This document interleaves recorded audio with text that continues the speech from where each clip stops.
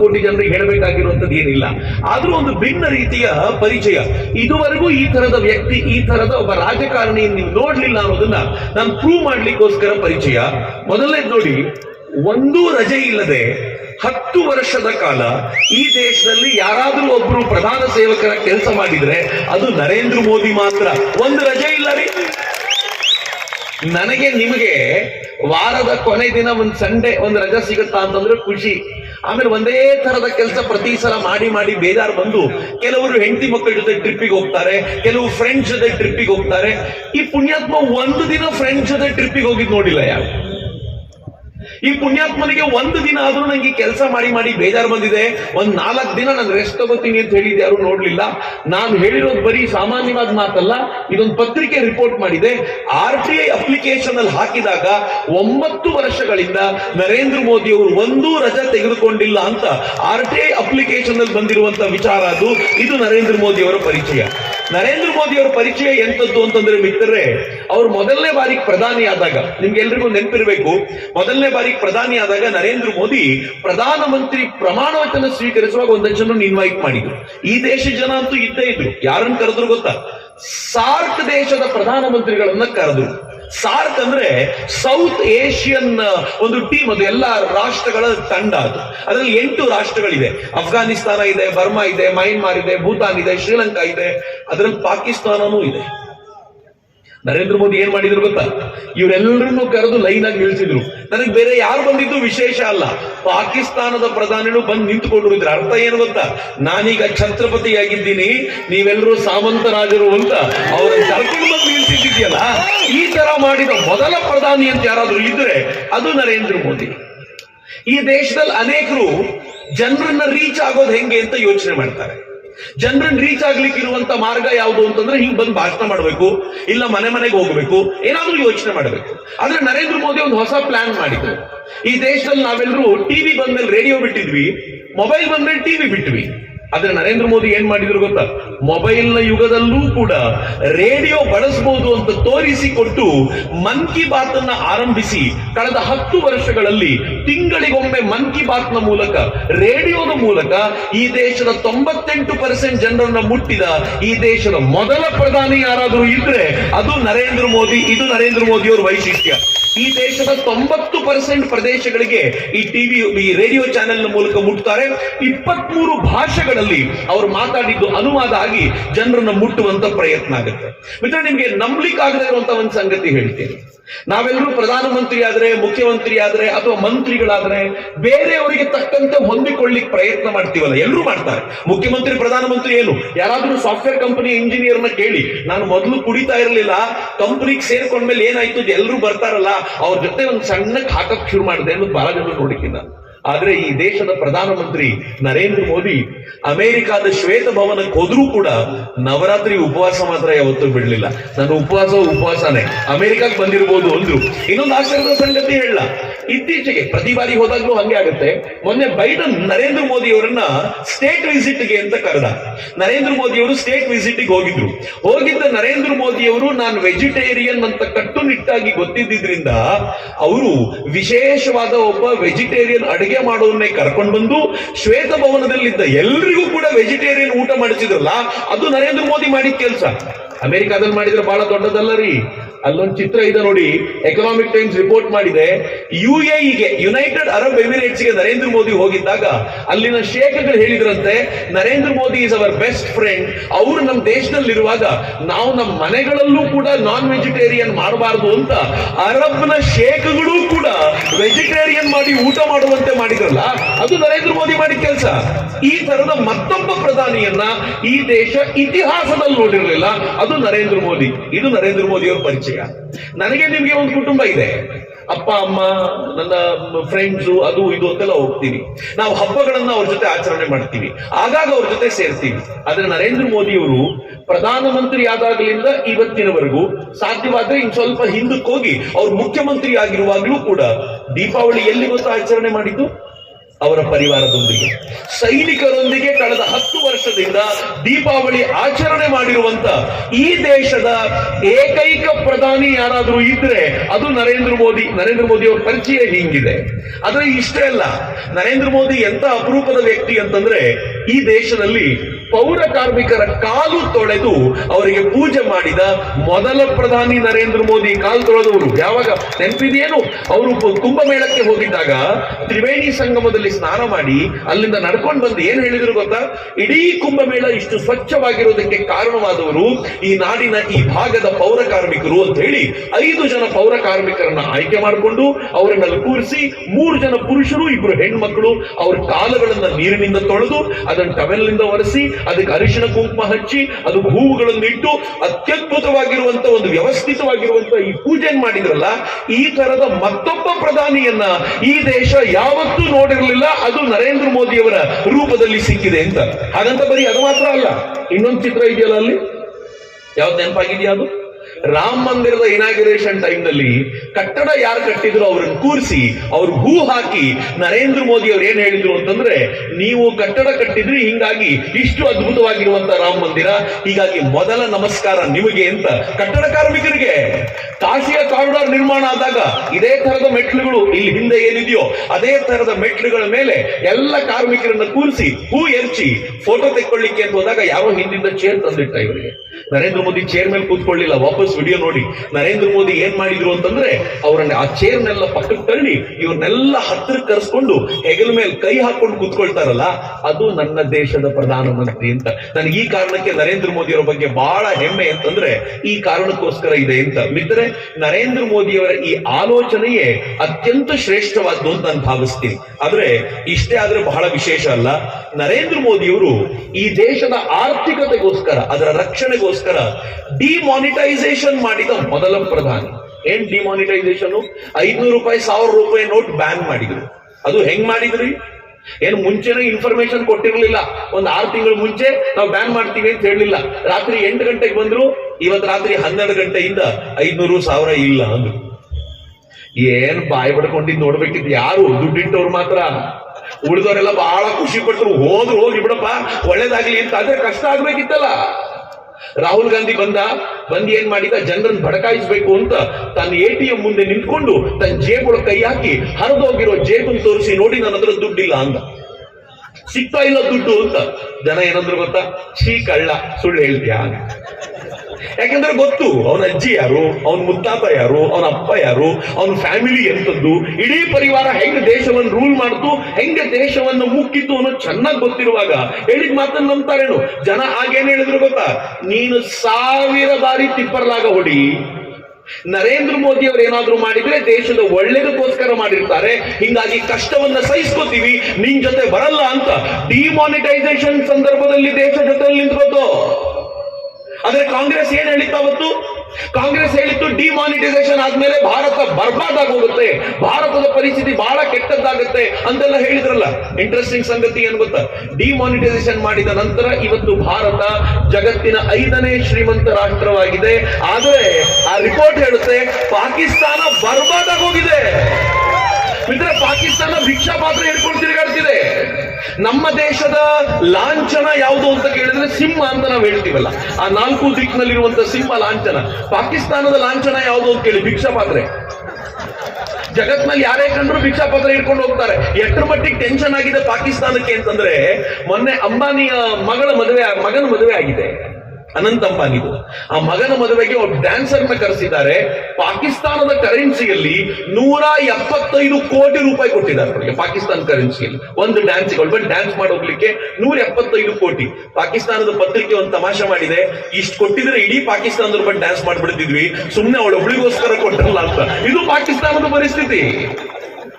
ಈಗ ಯೋಚನೆ ಮಾಡಿ, ನೀವೆಲ್ಲರೂ ಯೋಚನೆ ಮಾಡಬಲ್ಲಂತವ್ರು, ನರೇಂದ್ರ ಮೋದಿ ಬರೋಕ್ಕಿಂತ ಮುಂಚೆ ಎಕಾನಾಮಿಕಲಿ ಭಾರತ ವೀಕ್ ಆಗಿತ್ತು, ಪಾಕಿಸ್ತಾನ ಜೋರ್ದಾರ್ ಆಗಿತ್ತು. ನರೇಂದ್ರ ಮೋದಿ ಡಿಮಾನಿಟೈಸೇಷನ್ ಮಾಡಿದ ಮೇಲೆ ಭಾರತ 5ನೇ ಶ್ರೀಮಂತ ರಾಷ್ಟ್ರ ಆಯ್ತು, ಪಾಕಿಸ್ತಾನ ಬರ್ಬಾದ್ ಆಯ್ತು. ಯಾಕೆ ಹಿಂಗೆ? ಯೋಚನೆ ಮಾಡಿ. ನಾನು ಇದಕ್ಕೆ ಉತ್ತರ ಕೊಡಲ್ಲ, ಉತ್ತರ ನೀವೇ ಹುಡ್ಕೊಳ್ಳಿ ಏನಾಗಿದೆ ಅಂತ.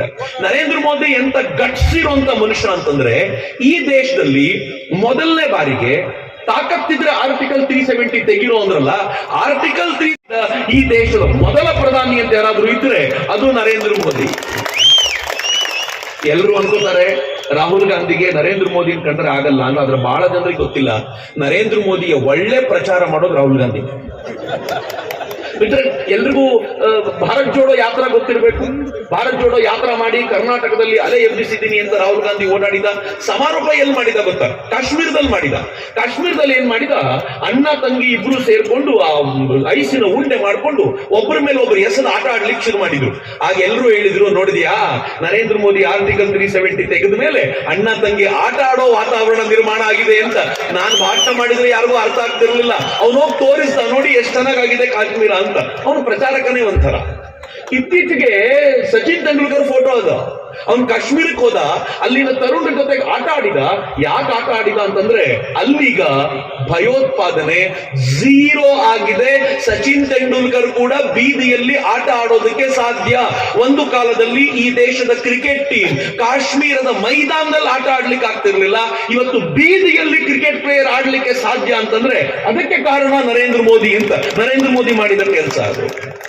ಅಂದ್ರೆ ಎಲ್ಲಕ್ಕಿಂತ ಹೆಚ್ಚು ನಂಗೆ ಗೊತ್ತಿಲ್ಲ ಎಷ್ಟು ಜನಕ್ಕೆ ಇಷ್ಟ ಆಗುತ್ತೋ ಇಲ್ವೋ ಗೊತ್ತಿಲ್ಲ, ನಾನು ಈ ಮಾತನ್ನ ಹೇಳಿದ್ರೆ, ಕಳೆದ 500 ವರ್ಷಗಳಲ್ಲಿ ನರೇಂದ್ರ ಮೋದಿ ಅಂತ ಮತ್ತೊಬ್ಬ ಪ್ರಧಾನಿ ಅಥವಾ ರಾಜನನ್ನ ಈ ದೇಶ ನೋಡಿರ್ಲಿಲ್ಲ ಅಂತ. 500 ವರ್ಷ, ನಾನು 75 ವರ್ಷದ ಮಾತನಾಡ್ತಿಲ್ಲ, ಹಿಂದಕ್ಕೆ ಕರ್ಕೊಂಡು ಹೋಗ್ತಿದ್ದೀನಿ.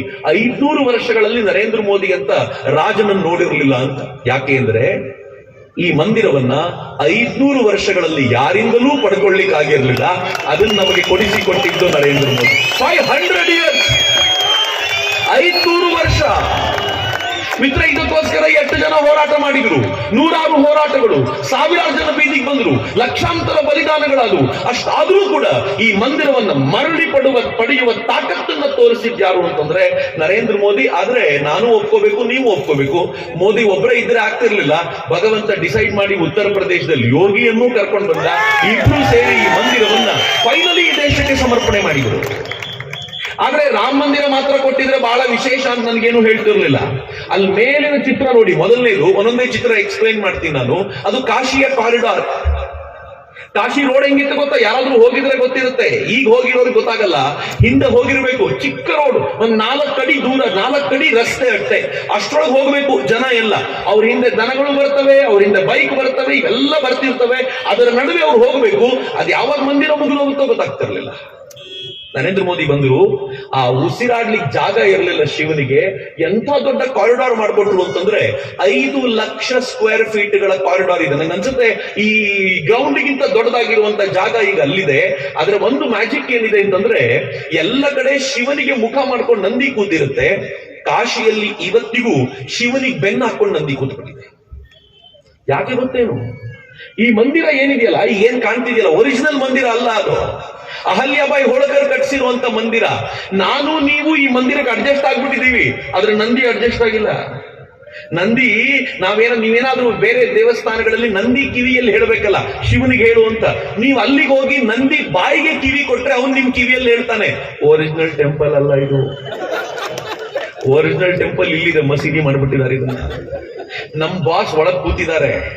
ನಮ್ ಬಾಸನ್ನ ನಾನ್ ಸರಿಯಾಗಿ ವಾಪಸ್ ನೋಡ್ಬೇಕು ಅಂತಾದ್ರೆ ಮೋದಿ ಬಾಸ್ ಇನ್ನೊಂದ್ಸಲ ಅಲ್ಲಿ ಕೂತ್ಕೊಳ್ಳೇಬೇಕು. ಏನ್ ಮಾಡ್ತಿರೋ ಮಾಡಿ ಅಂತ ನಂದಿ ನಮಗೆ ಹೇಳ್ತಿದ್ದಾನೆ. ಮಿತ್ರರೇ, ಹೋಗಿ ಪ್ರಯತ್ನ ಪಟ್ಟು ನೋಡಿ ನಂದಿ ಏನ್ ಹೇಳ್ತಾನೆ ಅಂತ. 2ನೇ ಮಂದಿರ ಇದೆಲ್ಲ ಉಜ್ಜಯಿನಿಯ ಮಹಾಕಾಲ. ಉಜ್ಜಯಿನಿಯ ಮಹಾಕಾಲ 12 ಜ್ಯೋತಿರ್ಲಿಂಗಗಳಲ್ಲಿ ಒಂದು. 800 ಕೋಟಿ ರೂಪಾಯಿಗೂ ಹೆಚ್ಚು ಅದಕ್ಕೆ ಇನ್ವೆಸ್ಟ್ ಮಾಡಿ ಅಥವಾ ಅದಕ್ಕೆ ಕೊಟ್ಟು, ದುಡ್ಡನ್ನ ಕೊಟ್ಟು ನರೇಂದ್ರ ಮೋದಿ ಮತ್ತು ಮಧ್ಯಪ್ರದೇಶದ ಮುಖ್ಯಮಂತ್ರಿಗಳು ಸೇರಿ ಹೆಂಗ್ ಡೆವಲಪ್ ಮಾಡಿದ್ದಾರೆ ಅಂತಂದ್ರೆ ಒಂದು ಅದ್ಭುತವಾಗಿರುವಂತ ವಸ್ತುವಾಗಿ, ದೇವಸ್ಥಾನವಾಗಿ ಡೆವಲಪ್ ಮಾಡಿದ್ದಾರೆ. 3ನೇದು ಕೇದಾರನಾಥ ಮಂದಿರ, ಹಿಮಾಲಯದಲ್ಲಿರುವಂಥದ್ದು.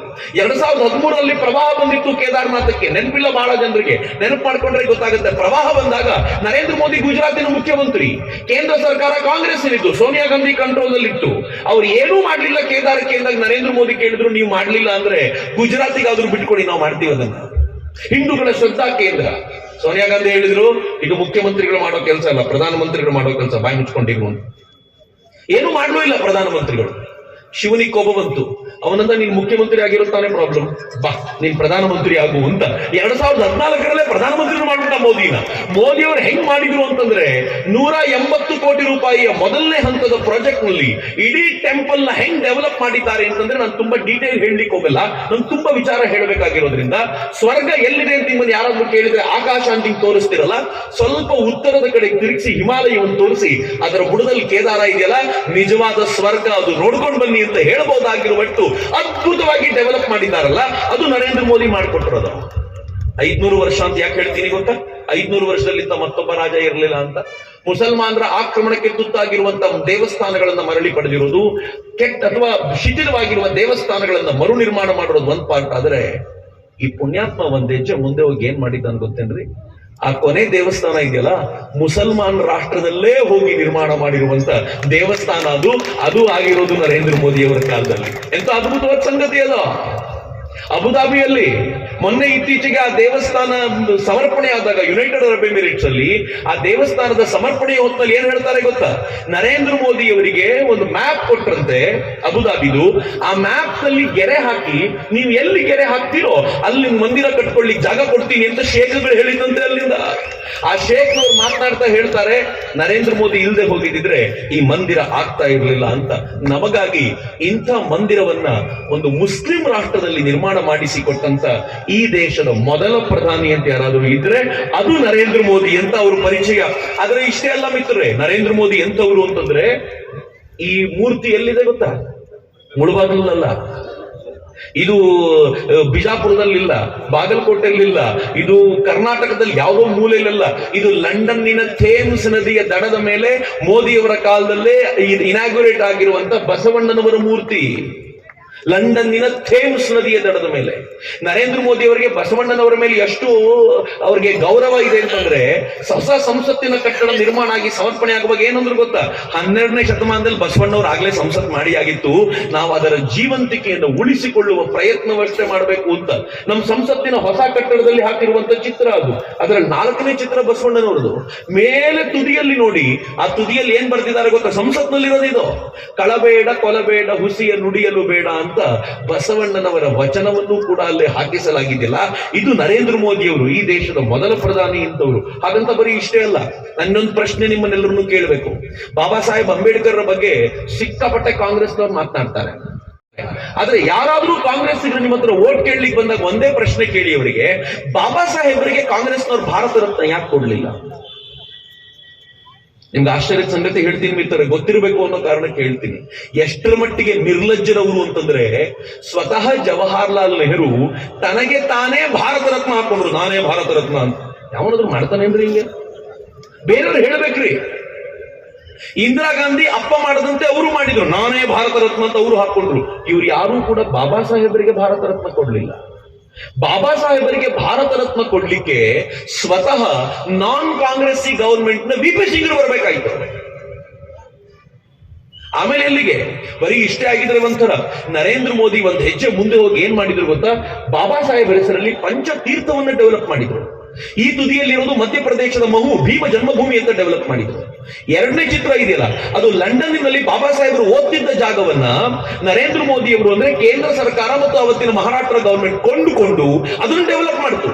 ಅದೊಂದು ತೀರ್ಥಕ್ಷೇತ್ರವಾಗಿ ಡೆವಲಪ್ ಮಾಡಿದ್ದಾರೆ. ಬಾಬಾ ಸಾಹೇಬರು ದೀಕ್ಷೆ ತೆಗೆದುಕೊಂಡ ನಾಗಪುರದ ಕ್ಷೇತ್ರವನ್ನ ದೀಕ್ಷಾ ಭೂಮಿಯಾಗಿ ಡೆವಲಪ್ ಮಾಡಿದರು. ಬಾಬಾ ಸಾಹೇಬರು ತೀರಿಕೊಂಡಂತ ಅಲಿಪುರ್ ರೋಡ್ ದೆಹಲಿಯ ಆ ಜಾಗವನ್ನ ಮಹಾ ನಿರ್ವಾಣ ಭೂಮಿಯಾಗಿ ಡೆವಲಪ್ ಮಾಡಿದರೆ, ಅಂತ್ಯ ಸಂಸ್ಕಾರ ನಡೆದ ಜಾಗವನ್ನ ಚೈತ್ಯ ಭೂಮಿಯಾಗಿ ಡೆವಲಪ್ ಮಾಡಿ ಬಾಬಾ ಸಾಹೇಬರಿಗಾಗಿ ಪಂಚತೀರ್ಥವನ್ನ ಸಮರ್ಪಿಸಿದ್ದು ನರೇಂದ್ರ ಮೋದಿ ಅವರು. ಏನ್ ಮಾಡಿದ್ದಾರೆ ಅಂತ ಮಾತನಾಡ್ತಾರಲ್ಲ ಮಿತ್ರ. ಇಷ್ಟೇ ಆಗಿದ್ರೆ ಕಟ್ಟಡಗಳನ್ನ ಕಟ್ಟೋದ್ರಲ್ಲಿ ನಂಗೆ ಬಹಳ ವಿಶೇಷವಾದ ಆಸ್ತಿ ಇಲ್ಲ. ನರೇಂದ್ರ ಮೋದಿ ಅದನ್ನು ಮಾಡಿದ್ದಾರೆ. ಆದ್ರೆ ಅದಕ್ಕಿಂತ ಒಂದು ಹೆಜ್ಜೆ ಮುಂದೆ ಹೋಗಿ ಏನ್ ಮಾಡಿದ್ದಾರೆ ಗೊತ್ತಾ? ಈ ದೇಶದಲ್ಲಿ ನರೇಂದ್ರ ಮೋದಿ ಪ್ರಧಾನಿ ಆದ ನಂತರ ಮೊದಲ ರಾಷ್ಟ್ರಪತಿ ಆಗಿದ್ದು ಯಾರು ಅಂತ ಯಾರಿಗಾದ್ರೂ ನೆನಪಿದೆಯಾ? ಫಸ್ಟ್ ರಾಷ್ಟ್ರಪತಿಗಳು ರಾಮನಾಥ್ ಕೋವಿಂದ್ರು, ಅಬ್ದುಲ್ ಕಲಾಂ ಅವರು ಅಟಲ್ಜಿ ಕಾಲಕ್ಕೆ.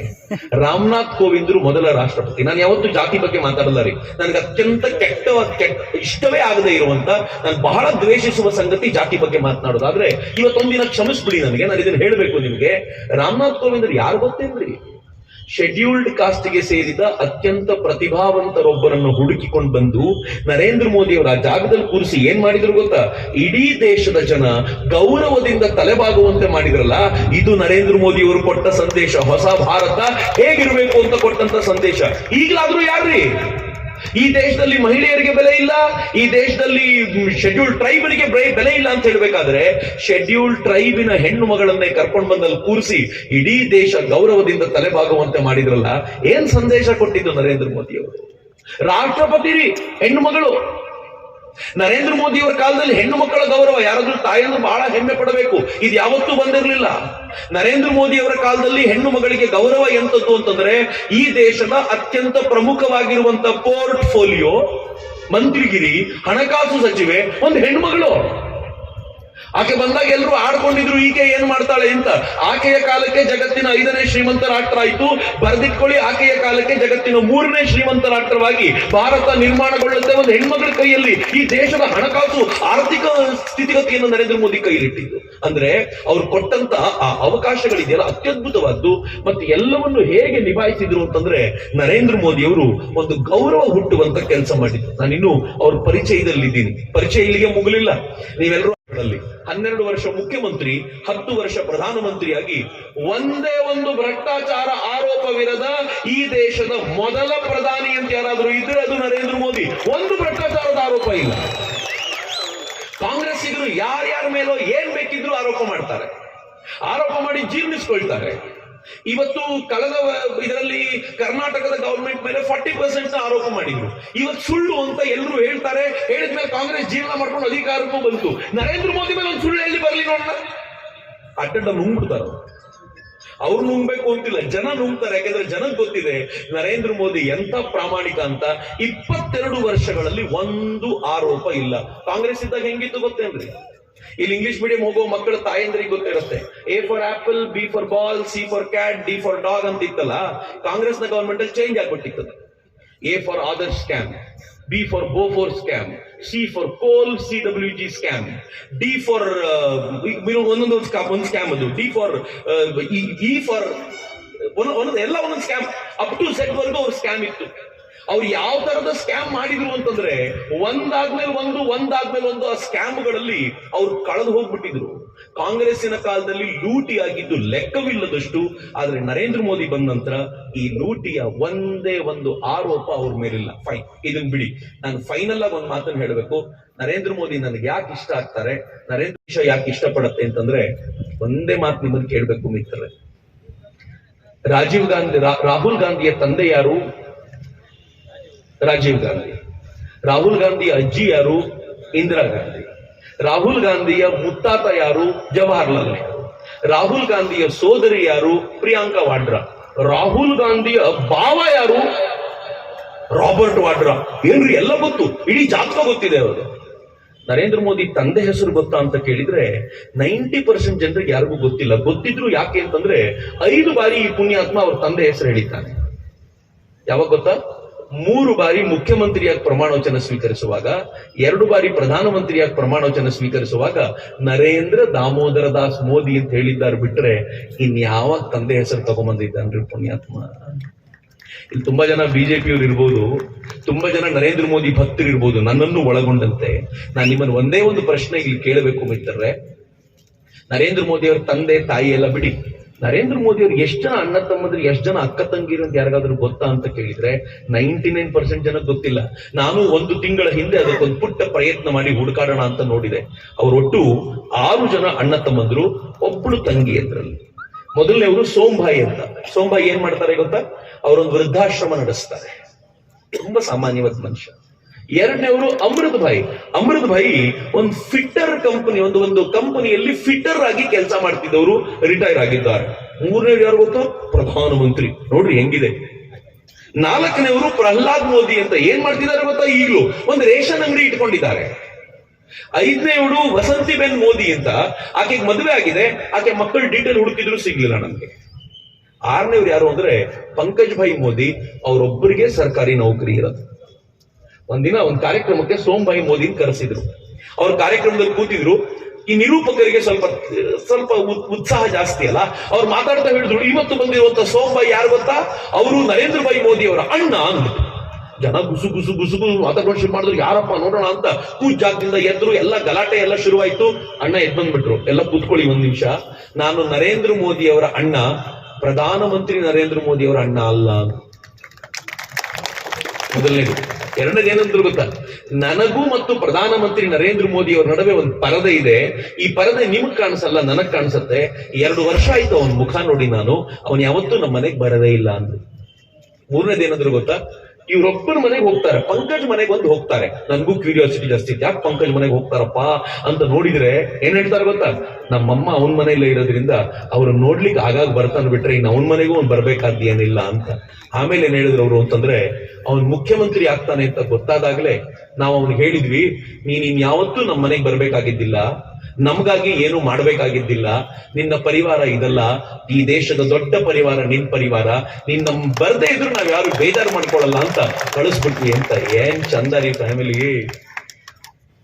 ನೀವು ನಮ್ದ್ರಲ್ಲಿ ನೋಡ್ಬೇಕು ಹೆಂಗಿರ್ತಾರೆ ಅಂತಂದ್ರೆ, ಅಣ್ಣ ತಮ್ಮಂದರಿಗೆ ಗುತ್ತಿಗೆ ಕೊಡೋದಲ್ಲದೆ ಅವ್ನ್ ಬಾಮೈದನ್ನು ಕರೆದು ಹುಡುಗಿ ಕೊಡ್ತಾನೆ. ನಮ್ಮ ಊರುಗಳಲ್ಲಿ ಲೀಡರ್ಗಳದ್ದು ಬಾಮೈದ ಯಾರು ಅಂದ್ರೂ ಗೊತ್ತಿರುತ್ತೆ ಜನರಿಗೆ, ಇವನೇ ಪೂರ್ತಿ ಹ್ಯಾಂಡಲ್ ಮಾಡೋದು ಅಂತ. ಆಫೀಸಲ್ಲಿ ಯಾರು ಕೂತಿರ್ತಾರೆ ಅಂದ್ರೆ ಬಾಮೈದ ಕೂತಿರ್ತಾನೆ. ಬಾಮೈದ ಅಂತ ಯಾಕೆ ಹೇಳ್ತೀನಿ ಅಂದ್ರೆ, ಬಹಳ ಕಡೆ ಹಿಂಗೆ ಆಗುತ್ತೆ ಅಂತ.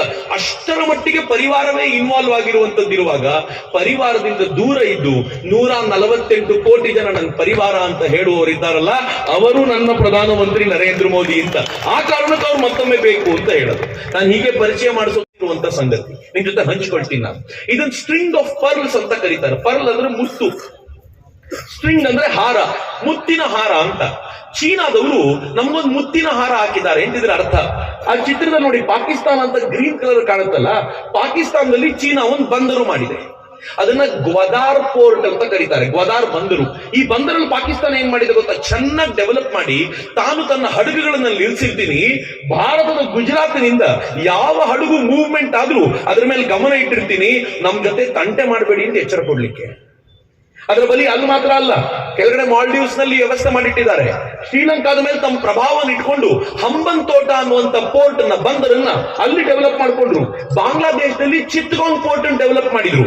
ಆನಂತರ ನೀವು ಹೀಗೆ ಹೋದ್ರೆ ಮಲೇಷಿಯಾದಲ್ಲಿರ್ಬೋದು, ಸಿಂಗಾಪುರದಲ್ಲಿರ್ಬೋದು, ಅಲ್ಲೆಲ್ಲ ತಮ್ಮ ಪ್ರಭಾವವನ್ನು ಇಟ್ಕೊಂಡು ಭಾರತದ ಸುತ್ತಲೂ ಮುತ್ತಿನ ಹಾರ ಹಾಕಿ ಕೂರಿಸಿದ್ರು. ನೀವು ಸ್ವಲ್ಪ ಮಿಸ್ ಕಾಡಿದ್ರೆ ಅಟ್ಯಾಕ್ ಮಾಡ್ಲಿಕ್ಕೆ ನಾನು ರೆಡಿ ಆಗಿದ್ದೀನಿ ಅಂತ. ಮುತ್ತಿನ ಹಾರ ಅಲ್ಲ ಮಿತ್ರ, ಅದು ಕೊರಳಿಗೆ ಉರುಳು ಹಾಕಿ ಕೂರಿಸಿದ್ರು. ನಮ್ಮವ್ರು ಏನು ಮಾಡ್ಲಿಲ್ಲ ರೀ. ಸ್ವಲ್ಪ ಮಟ್ಟಿಗೆ ಅಟಲ್ ಬಿಹಾರಿ ವಾಜಪೇಯಿ ಅವರು ಒಂದಷ್ಟು ಪ್ರಯತ್ನ ಪಟ್ಟರು, ಅದು ಬಿಟ್ರೆ ಆನಂತರ ಬಂದ ಕಾಂಗ್ರೆಸ್ ಗವರ್ಮೆಂಟ್ ಚೀನಾಕ್ಕೆ ಶರಣಾಗತವಾಗಿ ಕೂತಿತ್ತು. ಅದಾದ ನಂತರ ಮೋದಿ ಬಂದ್ರಲ್ಲ, ಸುಮ್ಮನಿರ್ಲಿಕ್ಕಾಗತ್ತೇನು? ಮೋದಿ ಏನ್ ಮಾಡಿದ್ರು ಗೊತ್ತಾ, ನನ್ಗೆ ಯಾಕೆ ಮೋದಿ ಇಷ್ಟ ಅಂದ್ರೆ ಈ ಕಾರಣಕ್ಕೆ. ಮೋದಿ ಬಂದ್ಮೇಲೆ ಅವ್ರು ಮುತ್ತಿನ ಹಾರ ಹಾಕಿದ್ರು, ಇವರ ನೆಕ್ಲೆಸ್ ಆಫ್ ಡೈಮಂಡ್ ಹಾಕಿದ್ರು. ಡೈಮಂಡ್ ನೆಕ್ಲೆಸ್ ವಾಪಸ್ ಹಾಕಿದ್ರು. ಡೈಮಂಡ್ ನೆಕ್ಲೆಸ್ ಹೆಂಗ್ ಹಾಕಿದ್ರು ಅಂತ ತೋರಿಸ್ತೀನಿ ನಾನು ನಿಮ್ಗೆ. ಅವರು ಪಾಕಿಸ್ತಾನದಲ್ಲಿ ಬಂದರು ಮಾಡಿದ್ರಲ್ಲ, ಪಾಕಿಸ್ತಾನಕ್ಕೆ ಎದುರಾಗಿರುವಂತ ಇರಾನ್ ನಲ್ಲಿ ಅಟಲ್ಜಿ ಶುರು ಮಾಡಿದ ಕೆಲಸವನ್ನ ಮೋದಿ ಕಂಪ್ಲೀಟ್ ಮಾಡಿದ್ರು. ಚಾಬಹಾರ್ ಅನ್ನುವಂತ ಬಂದರು ಮಾಡಿದ್ರು. ನಾನು ದೂರದಿಂದ ಬರಲ್ಲ, ನೀನ್ ಅಟ್ಯಾಕ್ ಮಾಡ್ಲಿಕ್ಕೆ ಬಂದ್ರೆ ಇಲ್ಲಿಂದನೇ ನಾನು ನಿನ್ನ ಗಮನಿಸ್ತೀನಿ ಅಂತ ಹೇಳಬಲ್ಲಂತ ಕೆಲಸ ಮಾಡಿದ್ರು. ಅಲ್ಲಿಗೆ ಮುಗಿಲಿಲ್ಲ. ಒಮನ್ ಅನ್ನುವಂತ ರಾಷ್ಟ್ರದಲ್ಲಿ ದುಕ್ಮ್ ಅನ್ನುವಂತ ಒಂದು ಪೋರ್ಟ್ ಅನ್ನು ಡೆವಲಪ್ ಮಾಡಿದ್ರು. ಒಮನ್ಗೂ ನರೇಂದ್ರ ಮೋದಿ ಅವ್ರಿಗೂ ಘನಿಷ್ಠವಾಗಿರುವಂತ ಸಂಬಂಧ. ನಾನು ಕನ್ನಡ ರಾಜ್ಯೋತ್ಸವಕ್ಕೆ ಒಮನ್ನಿಗೆ ಹೋಗಿದ್ದಾಗ ಅಲ್ಲಿರುವಂತ ಕನ್ನಡಿಗರು ಹೇಳ್ತಿದ್ರು, ಸರ್ ನರೇಂದ್ರ ಮೋದಿ ಅವ್ರ ಕಂಡ್ರೆ ಇಲ್ಲಿ ಜನರಿಗೆ ಬಹಳ ಪ್ರೀತಿ, ಇಲ್ಲಿ ರಾಜನು ಬಹಳ ಇಷ್ಟಪಡ್ತಾನೆ, ಅವ್ರನ್ನ ಬ್ರದರ್ ಅಂತ ಕರೀತಾನೆ, ನನ್ನ ದೇಶಕ್ಕೂ ನರೇಂದ್ರ ಮೋದಿಗೂ ಒಂದು ಸಂಬಂಧ ಇದೆ ಎಂದ. ನಾನು ಏನಪ್ಪಾ ಅಂದೆ, ಒಮನ್ ಅನ್ನೋದನ್ನು ಉಲ್ಟಾ ಮಾಡಿದ್ರೆ ನಮೋ ಅಂತ ಆಗುತ್ತೆ ನೋಡಿ ಸರ್, ಅದು ಏನ್ ಸಂಬಂಧ ಇದೆ ಇದು ಅಂತ. ಬಹಳ ಚೆನ್ನಾಗಿದೆ ಇವೆಲ್ಲ. ನರೇಂದ್ರ ಮೋದಿ ಈ ಸೀಶಲ್ಸ್ ನಲ್ಲಿ ಅಸಂಪ್ಷನ್ಸ್ ಐಲ್ಯಾಂಡ್ ಮಾಡಿದ್ರು. ಇಡೀ ಶ್ರೀಲಂಕಾ ಅಂತ ತೆಕ್ಕೆ ತೆಗೆದುಕೊಂಡ್ರು. ಶ್ರೀಲಂಕಾ ಕ್ರೈಸಿಸ್ಗೆ ಹೋಗಿದ್ದಾಗ $4.5 ಬಿಲಿಯನ್ ಸಾಲ ಕೊಟ್ಟಿದ್ದು ಭಾರತ. ಸಾಲ ಕೊಟ್ಟ ಮೇಲೆ ಶ್ರೀಲಂಕಾ ಏನ್ ಹೇಳುತ್ತೆ ಗೊತ್ತಾ, ಹಂಬನ್ ತೋಟ ಪೋರ್ಟ್ ಅಲ್ಲ, ಶ್ರೀಲಂಕಾದ ಹತ್ರಕ್ಕೂ ಚೀನಾ ಬಿಡಲ್ಲ ಅಂತ ಶ್ರೀಲಂಕಾ ನಮ್ ಕಡೆಗೆ ಬಂದಾಯ್ತು. ನಿಧಾನವಾಗಿ ನರೇಂದ್ರ ಮೋದಿ ಅವರು ಇಂಡೋನೇಷ್ಯಾದಲ್ಲಿ ಪೋರ್ಟ್ ಡೆವಲಪ್ ಮಾಡಿದ್ರು, ಸಿಂಗಾಪುರದಲ್ಲಿ ಚಂಗಿ ಪೋರ್ಟ್ ಅನ್ನು ಡೆವಲಪ್ ಮಾಡಿದ್ರು. ಆ ಕಡೆ ಜಪಾನ್ಗೆ ಚೀನಾ ಕಂಡ್ರೆ ಆಗೋದಿಲ್ಲ, ಅದಕ್ಕೆ ಜಪಾನ್ ಜೊತೆ ಸಂಬಂಧವನ್ನು ಬೆಳೆಸ್ಕೊಂಡ್ರು. ಮಂಗೋಲಿಯಾದಲ್ಲಿ ಅವ್ರು ಅಲ್ಲಿಗೆ ಹೋಗಿ ಅಲ್ಲಿ ತಮಗೆ ಬೇಕಾಗಿರುವಂತ ವ್ಯವಸ್ಥೆಯನ್ನು ಮಾಡಿಕೊಂಡು ಚೀನಾ ಸುತ್ತಲೂ ಒಂದು ಉರುಳನ್ನು ಹಾಕಿ, ನೀನು ಹಾರ ಹಾಕು, ನಾನ್ ಡೈಮಂಡ್ ನೆಕ್ಲೆಸ್ ಹಾಕ್ತೀನಿ, ನೀನ್ ತಂಟೆ ಮಾಡಿದ್ರೆ ಹೆಂಗ್ ಎದುರಿಸಬೇಕು ಅಂತ ನಮ್ಗೆ ಗೊತ್ತಿದೆ ಅಂತ ಎಚ್ಚರಿಕೆ ಕೊಟ್ರಲ್ಲ, ಇದು ನರೇಂದ್ರ ಮೋದಿ ಮಾಡಿದ ಕೆಲಸ. ಮಿತ್ರ, ಇವತ್ತು ಹೆಂಗಾಗಿದೆ ಗೊತ್ತೇನು? ಚೀನಾನ ಎದುರಿಸಬಲ್ಲಂತ ಸಾಮರ್ಥ್ಯ ಇರುವಂತ ಏಷ್ಯನ್ ಜಯಂಟ್ ಯಾರಾದ್ರೂ ಇದ್ದಾರಾ ಅಂತ ಕೇಳಿದ್ರೆ ನಿಸ್ಸಂಶಯವಾಗಿ ಭಾರತ ಮಾತ್ರ ಅಂತ.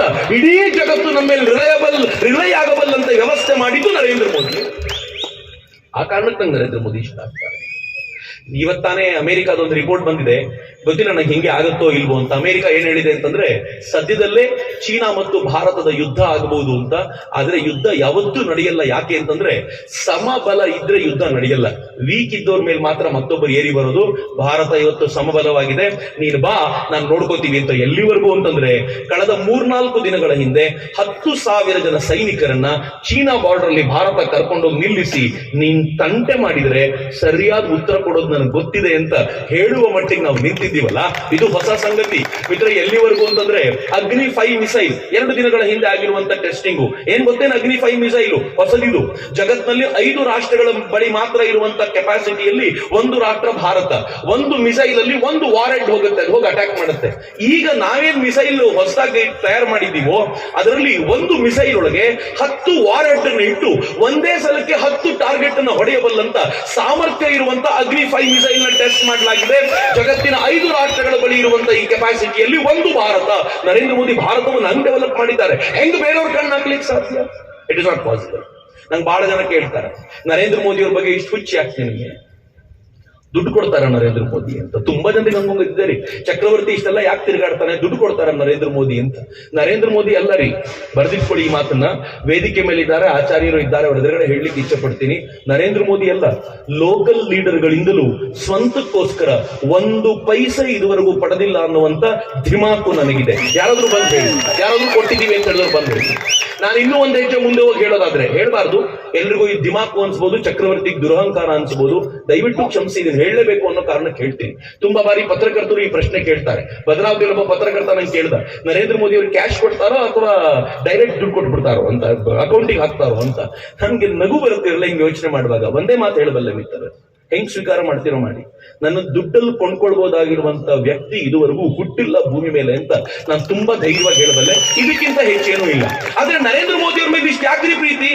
ಯಾವ ಭಾರತ ಮಾತೆ ಮುಖದಲ್ಲಿ ಮಂದಹಾಸ ತರಿಸಬೇಕು ಅಂತ ನಾವೆಲ್ಲ ಹಗಲು ರಾತ್ರಿ ಪ್ರಯತ್ನ ಪಡ್ತೀವೋ, ಆ ಮನುಷ್ಯ ಅದನ್ನ ಮಾಡ್ತಿದ್ದಾನಲ್ಲಪ್ಪ, ಅವನ ಜೊತೆಲಿ ಬಲವಾಗಿ ನಿಂತು ಬಿಡೋಣ, ಇನ್ನೊಂದು 5 ವರ್ಷ ಇರ್ಲಿ ಅನ್ನೋದು ಬಿಟ್ರೆ ಮತ್ತೇನೂ ಇಲ್ಲ ರೀ. ಇನ್ಯಾವ ಕಾಳಜಿ, ಇನ್ಯಾವ ಆಕಾಂಕ್ಷೆಯೂ ಇಲ್ಲ.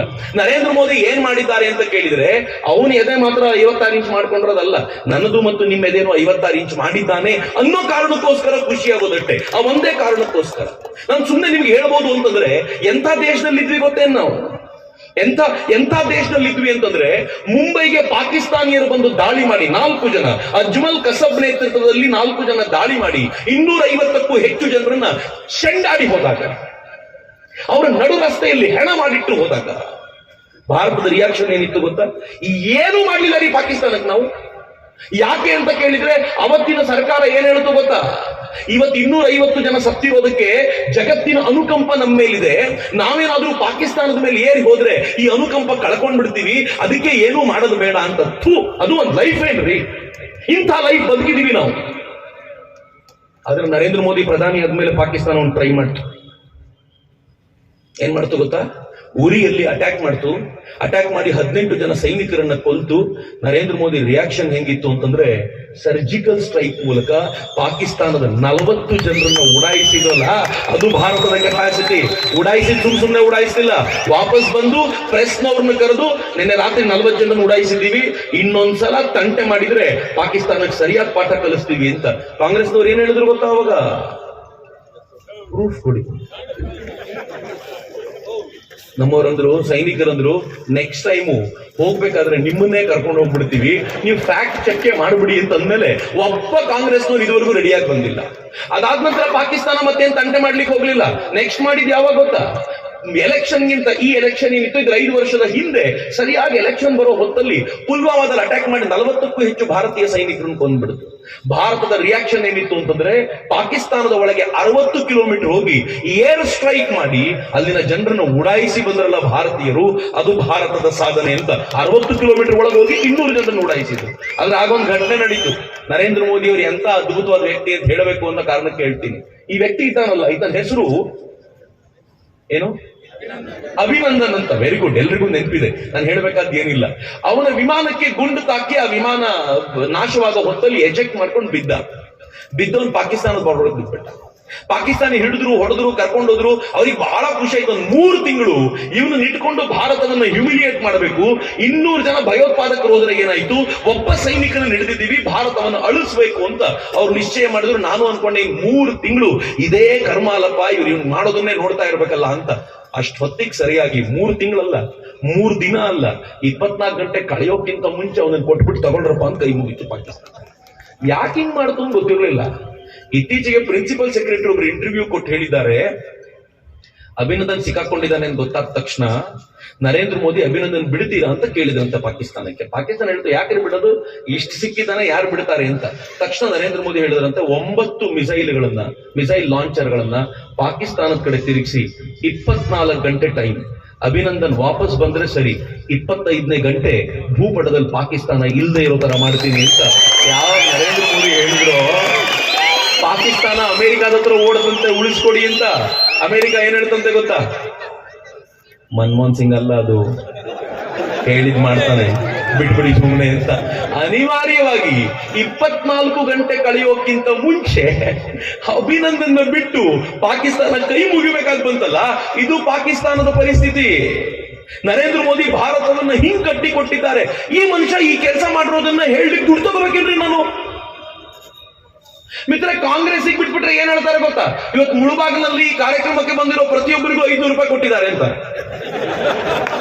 ನರೇಂದ್ರ ಮೋದಿ ಮಾಡಿರುವ ಕೆಲಸವನ್ನು ಕೇಳಲಿಕ್ಕೆ ದುಡ್ಡು ತಗೋಬೇಕೇನ್ರಿ ನಾವು? ಈ ಭಾರತದ ಗೌರವದ ಗುಣಗಾನ. ಮಿತ್ರ, ಇವತ್ತು ಪಾಕಿಸ್ತಾನದಲ್ಲಿ ಹೆಂಗಿದೆ ಗೊತ್ತೇನು? ಒಂದ್ ಕಾಲ ಇತ್ತು, ಕೋಲಾರದಲ್ಲೂ ಕೂಡ ಭಯೋತ್ಪಾದನೆ ಇದ್ದಂತ ಕಾಲ ಬಹಳ ದೂರ ಏನಿರಲಿಲ್ಲ. ಕೋಲಾರದ ಹುಡುಗ ಅವನು ಬೆಂಗಳೂರಿಗೆ ಹೋಗ್ಬೇಕಾದ್ರೆ ಅವ್ರ ಅಮ್ಮ ಹೇಳೋರು, ಹುಷಾರ್ ಕಣ, ಬೆಂಗಳೂರಲ್ಲಿ ಎಲ್ಲಿ ಬಾಂಬ್ ಬ್ಲಾಸ್ಟ್ ಆಗುತ್ತೋ ಹೇಳಕ್ ಬರಲ್ಲ ಅಂತ. ನರೇಂದ್ರ ಮೋದಿ ಬಂದ್ಮೇಲೆ ಬಾಂಬ್ ಬ್ಲಾಸ್ಟ್ ಅಂತ ತಂಟೆನೇ ಇಲ್ಲ ರೀ. ಈ ದೇಶದಲ್ಲಿ ಎಲ್ಲೂ ಬಾಂಬ್ ಬ್ಲಾಸ್ಟ್ ನ ಪರಿಸ್ಥಿತಿಯೇ ಇಲ್ಲ. ಇಲ್ಲಿ ಸಿದ್ದರಾಮಯ್ಯವ್ರು ಬಂದ್ಮೇಲೆ ರಾಮೇಶ್ವರಕ್ಕೆ ಬಾಂಬ್ ಬ್ಲಾಸ್ಟ್ ಆಗಿದೆ. ಯಾಕೆಂದ್ರೆ ಅವ್ರಿಗೆಲ್ರಿಗೂ ಒಂದ್ ಸ್ವಲ್ಪ ಧೈರ್ಯ ಬಂದಿದೆ, ಸಿದ್ದರಾಮಯ್ಯವ್ರು ಕಾಪಾಡ್ತಾರೆ ನಮ್ಮನ್ನ ಅಂತ. ಕಾಪಾಡಿದ್ರಲ್ಲ. ಇದು ಬಾಂಬ್ ಬ್ಲಾಸ್ಟ್ ಭಯೋತ್ಪಾದಕರು ಮಾಡಿದ್ದಲ್ಲ, ಸಿಲಿಂಡರ್ ಬ್ಲಾಸ್ಟ್ ಅಂದ್ರು ಮೊದಲು. ಈ ಬಾಂಬ್ ಬ್ಲಾಸ್ಟ್ ಸಿಲಿಂಡರ್ ಬ್ಲಾಸ್ಟ್ ಅಲ್ಲ ಅಂತ ಗೊತ್ತಾದ್ಮೇಲೆ ರಾಮೇಶ್ವರಂ ಕೆಫೆಯ ವೈಭವ ತಡಿಲಾಗದೆ ಅವರು ಆಪೋಸಿಷನ್ ಯಾರೋ ಮಾಡಿರೋದು ಅಂತಂದ್ರು. ಈಗ ಬಾಯಿ ಮುಚ್ಕೊಂಡು ಒಪ್ಕೊಂಡಿದ್ದಾರೆ, ಇದಾಗಿರೋದು ಸತ್ಯ ಇಲ್ಲ ಈಗ. ಅಂದ್ರೆ ಅವ್ರನ್ನ ಉಳಿಸ್ಲಿಕ್ಕೆ ಪ್ರಯತ್ನ ಪಡ್ತಿರುವಂತ ಜನ, ಹಿಂಗಾಗಿ ನಡೆಯುತ್ತೆ. ಆದ್ರೆ ನರೇಂದ್ರ ಮೋದಿ ಬಂದ್ಮೇಲೆ ನಡಿಲೇ ಇಲ್ಲ. ಉಲ್ಟಾ ಏನ್ ನಡೀತದೆ ಗೊತ್ತಾ? ಇವತ್ತು ನೀವು ಕೇಳಿದ್ರೆ ಆಶ್ಚರ್ಯ ಪಡ್ತೀರಿ. ಈ ವರದಿ ನೋಡಿ, ಈ ವರದಿ ಹೇಳುತ್ತೆ, ಸಾಜಿದ್ ಮೀರ್ ಅಂತ 26/11 ನಲ್ಲಿ ಮೋಸ್ಟ್ ವಾಂಟೆಡ್ ಭಾರತಕ್ಕೆ ಯಾರಿದ್ದಾನೋ ಅವನನ್ನ ಪಾಕಿಸ್ತಾನದ ಜೈಲಿನಲ್ಲೇ ವಿಷ ಯಾರೋ ಕೊಂದ್ರು. ಪಾಕಿಸ್ತಾನದಲ್ಲಿ ಇದುವರೆಗೂ 45ಕ್ಕೂ ಹೆಚ್ಚು ಭಾರತಕ್ಕೆ ಬೇಕಾದ ಭಯೋತ್ಪಾದಕರನ್ನ ನಡು ರಸ್ತೆಯಲ್ಲಿ ಶೂಟ್ ಮಾಡಿ ಕೊಲ್ಲಲಾಗ್ತಾ ಇದೆ. ಅವರು ವಾಕಿಂಗ್ ಮಾಡುವಾಗ, ಅವರು ಕ್ಲಿನಿಕ್ಗೆ ಹೋಗಿರುವಾಗ, ನಮಾಜ್ ಮಾಡ್ತಿರುವಾಗ ಯಾರೋ ಇಬ್ರು ಬರ್ತಾರೆ, ಡಮ್ ಅನ್ಸ್ಬಿಟ್ಟು ಹೋಗ್ತಾರೆ. ಪಾಕಿಸ್ತಾನ ಹೇಳುತ್ತೆ ಯಾರು ಮಾಡಿದ್ರು ಅಂತ ನಂಗೆ ಹಿಡಿಯಕ್ಕೆ ಆಗ್ತಿಲ್ಲ. ಭಾರತ ಹೇಳುತ್ತೆ ನಮಗೂ ಗೊತ್ತಿಲ್ಲಪ್ಪ ಯಾರು ಮಾಡಿದ್ರು ಅಂತ. ಆದ್ರೆ ಇಷ್ಟಂತೂ ಸತ್ಯ, ಈ ಅನ್ನೋನ್ ಗನ್ಮ್ಯಾನ್ಗಳು ಹೆಂಗ್ ಕೆಲಸ ಮಾಡ್ತಿದ್ದಾರೆ ಅಂತಂದ್ರೆ, ಪಾಕಿಸ್ತಾನದಲ್ಲಿ ಭಾರತಕ್ಕೆ ಬೇಕಾದ ಭಯೋತ್ಪಾದಕರ ಹೆಂಡತಿಯರು ಅವ್ರ ಗಂಡಂದ್ರಿಗೆ ಹೇಳ್ತಿದ್ದಾರೆ, ಹೊರಗೆ ಹೋಗ್ಬೇಕಾದ್ರೆ ಹುಷಾರ್ರಿ, ಭಾರತದ ಅನ್ನೋನ್ ಗನ್ಮ್ಯಾನ್ಗಳು ಎಲ್ಲೆಲ್ಲಿ ತಿರುಗಾಡ್ತಿದ್ದಾರೋ ಗೊತ್ತಿಲ್ಲ, ನೀವು ಜೀವಂತವಾಗಿ ವಾಪಸ್ ಬರಬೇಕು ಅನ್ನೋದಷ್ಟೇ ನನ್ನ ಆಸೆ ಅಂತ ಅವ್ರು ಕೇಳಿಕೊಳ್ಳುವ ಮಟ್ಟಿಗೆ ಮಾಡಿದ್ದಾರಲ್ಲ. ಇದು ನರೇಂದ್ರ ಮೋದಿ ಭಾರತವನ್ನ ಕಟ್ಟಿರುವಂತ ರೀತಿ. ನನಗೆ ಈ ಕಾರಣಕ್ಕೆ ಹೆಮ್ಮೆ ನರೇಂದ್ರ ಮೋದಿ ಕುರಿತಂತೆ. ಹಾಗಂತ ಬರೀ ಭಾವನಾತ್ಮಕ ಸಂಗತಿಗಳಲ್ಲ, ನನಗೆ ಸಂಬಂಧಪಡದ, ನಿಮಗೆ ಸಂಬಂಧಪಡದ ಸಂಗತಿಗಳಲ್ಲ. ನರೇಂದ್ರ ಮೋದಿ ಡೆವಲಪ್ಮೆಂಟಲ್ ಆಕ್ಟಿವಿಟಿ ಪ್ರಧಾನಮಂತ್ರಿಗಳು ಇರೋ ಕಾಲಕ್ಕೆ, ನರೇಂದ್ರ ಮೋದಿ ಬರೋಕ್ಕಿಂತ ಮುಂಚೆ ಹೆಚ್ಚು ಕಡಿಮೆ 91,000 ಕಿಲೋಮೀಟರ್ ಹೈವೇ ಇತ್ತು. ನರೇಂದ್ರ ಮೋದಿ ನಿಶ್ಚಯ ಮಾಡಿದ್ರು, ಕಳೆದ 9 ವರ್ಷಗಳಲ್ಲಿ ಅದಕ್ಕೆ 55,000 ಕಿಲೋಮೀಟರ್ ಹೈವೇ ಆಡ್ ಮಾಡಿದ್ದಾರೆ. ಉಳಿದೆಲ್ಲ ಪ್ರಧಾನಮಂತ್ರಿಗಳು ಮಾಡಿದ 60%ಗಿಂತಲೂ ಹೆಚ್ಚನ್ನ ಒಬ್ಬರೇ ಪ್ರಧಾನಿ ಮಾಡಿದ್ದಾನೆ ಅಂತಂದ್ರೆ ನರೇಂದ್ರ ಮೋದಿ ಅವರ ಸಾಧನೆ ಇಮ್ಯಾಜಿನ್ ಮಾಡಿ. ಮನಮೋಹನ್ ಸಿಂಗ್ ಇದ್ದಾಗ ಒಂದಿನಕ್ಕೆ ಹೈವೇ ರೇಟ್ ಏನ್ ಗೊತ್ತಾ? 11 ಕಿಲೋಮೀಟರ್ ಪರ್ ಡೇ. ಒಂದು ಹಂತಕ್ಕಂತೂ 2 ಕಿಲೋಮೀಟರ್ ಹೋಗಿತ್ತು. ನರೇಂದ್ರ ಮೋದಿ ಬಂದ ಮೇಲೆ ಆನ್ ಅನ್ ಆವರೇಜ್ ದಿನಕ್ಕೆ 29 ಕಿಲೋಮೀಟರ್ ಹೈವೇ ಆಗುತ್ತೆ. ಒಂದು ಹಂತದಲ್ಲಿ world record 37 kilometre per day ಆಗುವಷ್ಟರ ಮಟ್ಟಿಗೆ ನರೇಂದ್ರ ಮೋದಿ ಹೈವೇ ರೇಟ್ ಅನ್ನು ತೆಗೆದುಕೊಂಡು ಹೋಗಿದ್ರು. ಇದು ನರೇಂದ್ರ ಮೋದಿ ನನಗೆ ನಿಮ್ಗೆ ಕೊಡ್ತಾ ಇರುವಂತ ಶ್ರೇಷ್ಠವಾದ ಕೊಡುಗೆ ಅಂತ ನಾನು ಭಾವಿಸ್ತೀನಿ. ಹಾಗಂತ ಇಷ್ಟು ಸ್ಪೀಡ್ ಮಾಡ್ತಿದ್ದಾರೆ ಅಂತ ಕ್ವಾಲಿಟಿ ಇಲ್ಲ ಅನ್ಕೋಬೇಡಿ. ಮುಂಬೈ ನಾಗ್ಪುರ ಎಕ್ಸ್ಪ್ರೆಸ್ ವೇ ಅತ್ಯಂತ ಉದ್ದನೆಯ 701 ಕಿಲೋಮೀಟರ್ ಎಕ್ಸ್ಪ್ರೆಸ್ ವೇ, ಕ್ವಾಲಿಟಿ ನೋಡ್ರಿ ಅದು. ಅದರ ಪಕ್ಕದಲ್ಲಿರೋ Delhi Meerut express way 14 lane, ಒಂದೇ ಸಲಕ್ಕೆ 14 ಗಾಡಿಗಳು ಹೋಗಬಹುದಾಗಿರುವಂತ ವಿಸ್ತಾರವಾಗಿರುವಂತ ರೋಡ್, ಕ್ವಾಲಿಟಿ ನೋಡಿ. ಈ ಫೋಟೋ ಅಮೆರಿಕಾದ, ಸಿಂಗಾಪುರದ, ರಷ್ಯಾದ, ಜರ್ಮನಿಯ ರೋಡ್ಗಳದಲ್ಲ, ಭಾರತದ ರಸ್ತೆ ಇದು ಅನ್ನೋದು ನಂಗೆ ಬಹಳ ಹೆಮ್ಮೆಯ ಸಂಗತಿ. ಯಾವುದೋ ಡೆಲ್ಲಿ ಮೀರತ್ ಯಾಕೆ ಕೇಳ್ತೀರಾ? ಇದು ನೋಡಿ ಬೆಂಗಳೂರು ಮೈಸೂರು ಹೈವೇ, ಕ್ವಾಲಿಟಿ ನೋಡಿ ಅದರದ್ದು. ನಾನು ಓಡಾಡಿರೋ ಕಾರಣಕ್ಕೆ ಹೇಳ್ತೀನಿ, 3-3.5 ಗಂಟೆ ಹಿಡಿತಿತ್ತು.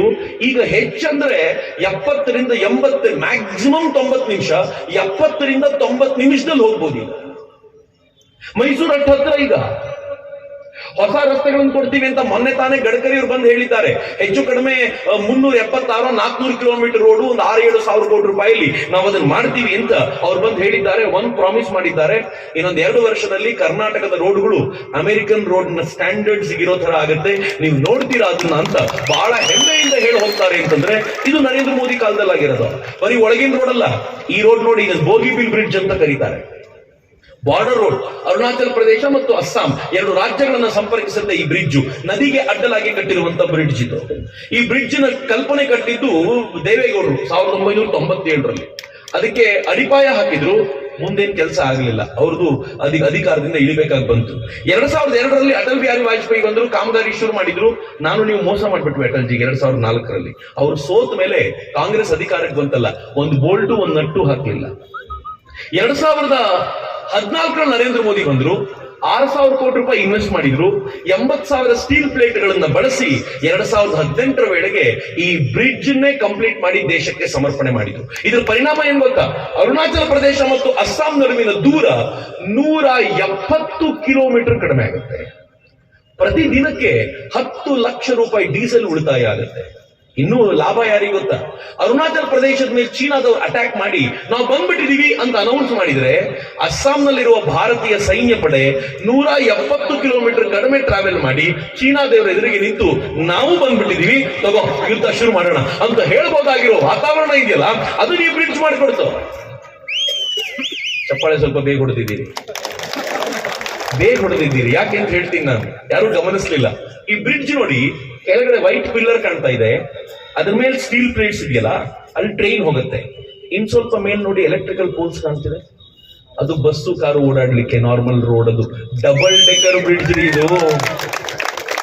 ನರೇಂದ್ರ ಮೋದಿ ಮಾಡುವಂತ ಪ್ರತಿಯೊಂದು ಯೋಜನೆ ಆಲೋಚನೆಗಳಿದೆಯಲ್ಲ, ಅದು ಸಮಾಜಕ್ಕೆ ಉಪಯೋಗ ಆಗುವಂತ ಒಂದು ಅಪರೂಪದ ಯೋಜನೆ ನರೇಂದ್ರ ಮೋದಿ ತರ್ತಾರೆ. ರೋಡ್ಗಳ ಬಗ್ಗೆನೇ ಮಾತಾಡಿ ಅಂತ ನೀವೇನಾದ್ರೂ ಹೇಳಿದ್ರೆ ನಾನೊಂದು 2 ಗಂಟೆ ಮಾತನಾಡಬಲ್ಲೆ, ಆದ್ರೆ ಇಲ್ಲಿ ಸ್ಟಾಪ್ ಮಾಡ್ತೀನಿ ತುರ್ತಾಗಿ, ಯಾಕಂದ್ರೆ ಮುಂದಿಂದಕ್ಕೆ ಹೋಗೋಣ ಅಂತ. ನಾನ್ ನೆಕ್ಸ್ಟ್ ನಿಮಗೆ ನರೇಂದ್ರ ಮೋದಿ ನನ್ನ ದೇಶನು ಹಳೇದು ಹಿಂಗಿತ್ತು, ಹೊಸದು ಹಿಂಗಾಗಿದೆ.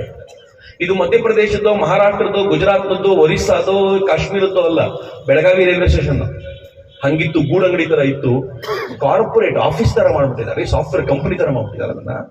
ಯಾತಕ್ಕೆ ಅಂತಂದ್ರೆ ಈ ದೇಶದ ಸಾಮಾನ್ಯ ವ್ಯಕ್ತಿಯು ಕೂಡ ಒಳ್ಳೆಯ ಎಕ್ಸ್ಪೀರಿಯನ್ಸ್ ಪಡ್ಕೊಳ್ಳಿ ಅನ್ನೋದು ನರೇಂದ್ರ ಮೋದಿ ಅವರ ಇಚ್ಛೆ. 400 ರೈಲ್ವೆ ಸ್ಟೇಷನ್ಗಳನ್ನ ಹಂಗ್ ಮಾಡಿದ್ದಾರೆ. ಇನ್ನು 535 ರೈಲ್ವೆ ಸ್ಟೇಷನ್ಗಳಿಗೆ ಮೊನ್ನೆ ಇತ್ತೀಚೆಗೆ ಅಡಿಗಲ್ ಹಾಕಿದ್ದಾರೆ. ಅದರಲ್ಲಿ ಕರ್ನಾಟಕದ 13 ರೈಲ್ವೆ ಸ್ಟೇಷನ್ಗಳಿವೆ ಅನ್ನೋದು ನಾವು ಹೆಮ್ಮೆ ಪಡಬೇಕಾಗಿರುವಂತ ಸಂಗತಿ. ಕೋಲಾರದ 2 ಇದೆ ಅದರಲ್ಲಿ ಅಂತ ಹೇಳ್ತಿದ್ದಾರೆ. 2 ಕೋಲಾರದ ರೈಲ್ವೆ ಸ್ಟೇಷನ್ಗಳು ಕೂಡ ಇದರಲ್ಲಿ ಸೇರ್ಕೊಂಡಿದೆ ಅಂತಂದ್ರೆ ಆ ರೈಲ್ವೆ ಸ್ಟೇಷನ್ಗಳು ಇಮ್ಯಾಜಿನ್ ಮಾಡಿ ಮಿತ್ರ. ನಾನು ನಿಮ್ಗೆ ತೋರಿಸಿ ಹೇಳ್ಬೇಕಾಗಿಲ್ಲ. ಮೊದಲೆಲ್ಲ ರೈಲ್ವೆ ಸ್ಟೇಷನ್ ಕ್ಲೀನ್ನೆಸ್ ಹೆಂಗಿರ್ತಿತ್ತು, ಎಲ್ಲಂದ್ರಲ್ಲಿ ಮುಗಿಯೋದು, ಗಪ್ಪು ವಾಸನೆ ಇರ್ತಿತ್ತು. ಈಗ ಹಂಗಿಲ್ಲ. ಈಗ ಎಷ್ಟು ನೀಟ್ ಆಗಿದೆ ಅಂತಂದ್ರೆ ಬಹಳ ಖುಷಿ ಪಡಬಹುದು. ಇತ್ತೀಚೆಗೆ ಯಾರೋ ಒಂದು ಫೋಟೋ ಹಾಕಿದ್ರು, ವಂದೇ ಭಾರತ್ ಎಕ್ಸ್ಪ್ರೆಸ್ ಅಲ್ಲಿ ಈ ಬೇಸಿನ್ ನಲ್ಲಿ ನೀರು ನಿಲ್ತಾ ಇದೆ, ಏನ್ ಮಾಡ್ತಿದ್ದೀರಾ ಮಿನಿಸ್ಟ್ರು ಅಂತ. ಮಿನಿಸ್ಟರ್ ತಕ್ಷಣ ಅದನ್ನ ಹಾಕಿ, ಈ ನೀರ್ ನಿಲ್ಲಿಕ್ಕೆ ಏನ್ ಕಾರಣ ಅಂತ ಹುಡುಕ್ಸಿದ್ಯಪ್ಪ, ನೀವು ತಿಂದಿರೋ ಗುಟ್ಕಾ ತಂದಲ್ಲಿ ಮುಗಿದಿರಲ್ಲ, ಇದನ್ನ ನಾವೇನು ಮಾಡ್ಲಿಕ್ಕಾಗಲ್ಲ, ನೀವು ಅದನ್ನು ಕಂಟ್ರೋಲ್ ಮಾಡಿ. ನಾವು ಈ ಸಿಂಕ್ ಟ್ವೀಟ್ ಮಾಡಿದ್ದಾರೆ. ನಮ್ ಕಾಮನ್ ಮ್ಯಾನ್ ಕೇಳಿರುವಂತ ಪ್ರಶ್ನೆಗೆ ರೈಲ್ವೆ ಮಿನಿಸ್ಟರ್ ಟ್ವೀಟ್ ಮಾಡುವಂತ ವಾತಾವರಣ ಇದೆಯಲ್ಲ, ನರೇಂದ್ರ ಮೋದಿ ಅದನ್ನ ಮಾಡಿದ್ದಾರೆ. ಹಾಗಂತ ಇಷ್ಟೇ ಮಾಡ್ಲಿಲ್ಲ. ನಾನು ನೀವು ಓಡಾಡ್ತೀವಲ್ಲ ಟ್ರೈನು, ಗಂಟೆಗೆ ಎಷ್ಟು ಕಿಲೋಮೀಟರ್ ಗೊತ್ತಾ? 70ರಿಂದ 80 ಕಿಲೋಮೀಟರ್. ನರೇಂದ್ರ ಮೋದಿ ಬಂದ ತಕ್ಷಣ ಹೇಳಿದ್ರು, ಈ ಸ್ಪೀಡ್ ಸಾಕಾಗಲ್ಲ, ನಮ್ ಜನ ತುಂಬಾ ಮುಂದಕ್ಕೆ ಹೋಗ್ಬೇಕು ಅಂದ್ರೆ ಸ್ಪೀಡ್ ಜಾಸ್ತಿ ಬೇಕು ಅಂತ ಕೆನಡಾ, ಅಮೆರಿಕ, ಸ್ಪೇನ್ ಎಲ್ಲರೂ ಕೇಳಿದ್ರು. 120 ಕಿಲೋಮೀಟರ್ಗಿಂತ ಸ್ಪೀಡ್ ಯಾರಿಗೂ ಹೋಗ್ಲಿಕ್ಕೆ ಆಗ್ಲಿಲ್ಲ.